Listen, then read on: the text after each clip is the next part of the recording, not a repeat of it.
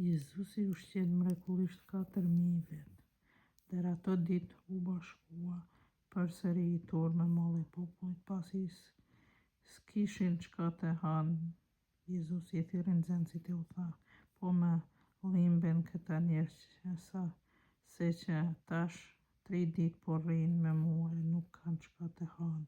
Nëse i nisi të shkojnë te uritur në shtëpitë e veta, do të mbesin ullës. Disa prej tyre kanë ardhur prej së largu. Nxënësit e tij i përgjigjen: e si mund t'i ngij kush me bukë këta në këtë vend të shkretë? Ai pyeti: sa bukë keni? 7, i përgjigjen ata. Atëherë i urdhëroi turmës së popullit të ulet për tokë. I mori 7 bukë, e falenderoi, e nda ulla nxënësve të vet t'ua vënë para. Ata i dhanë popullit. Kishin edhe pak peshq të vegjël. I bekoi edhe ata dhe u urdhëroi t'ua ndajë. Hëngrën dhe u ngijnë. Quan copat që tepruan 7 shporta. Ishin rreth 4.000 vet. Atëherë i përcolli të shkojnë.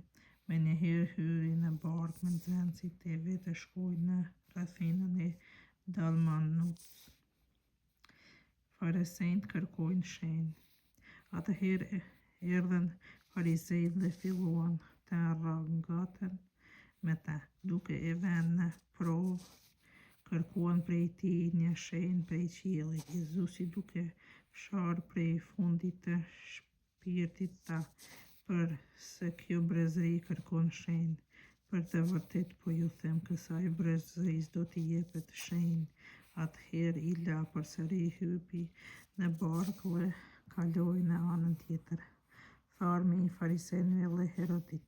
Nxënësit harruan të marrin bukë me vete në barkë, kishin vetëm një bukë.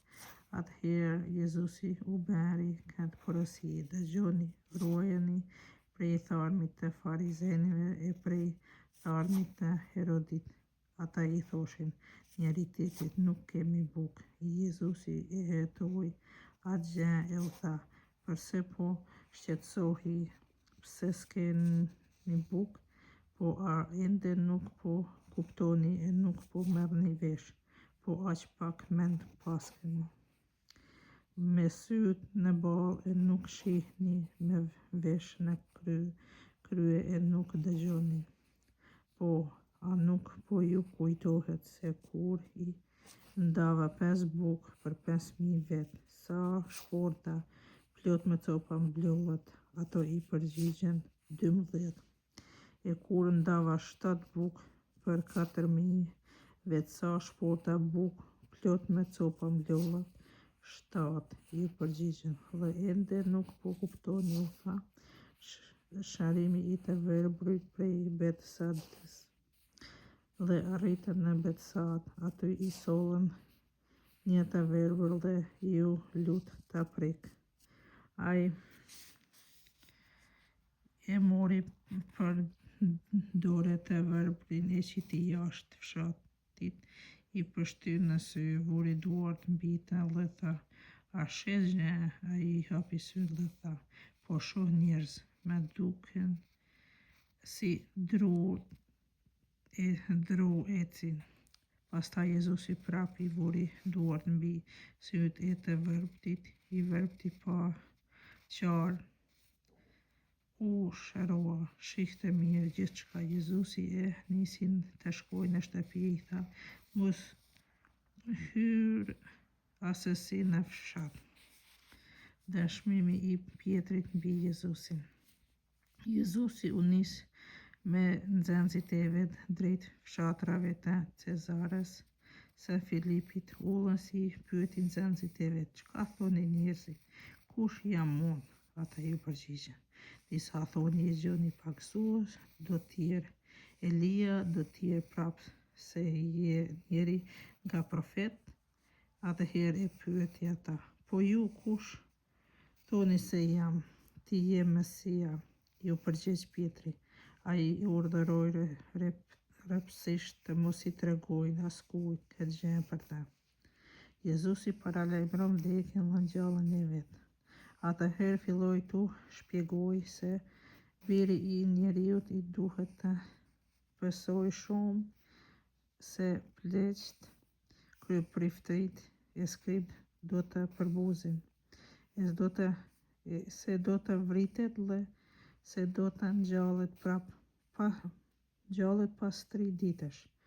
Ua tha këto krejt haptas. Atëherë Pietri u nda në një anë e zuri të qortoi. Jezusi u soll, shikoi nxënësit e vet dhe i bërtiti Pietrit: mu hiq sysh, e djallë, se nuk i ke ndërmend punët e hyjt, por punët e njerëzve. Atëherë grishi popullin bashkë me nxënësit e vet dhe tha: nëse ndokush do të vijë pas meje, le të bjerë mohit vetvetes, ta marrë kryqin e vet edhe të më ndjek, sepse ai që do të shpëtoj veten e vet do të bjerë, përkundrazi ai që do të bjerë jetën e vet për mua e për Ungjil do të shpëtoj.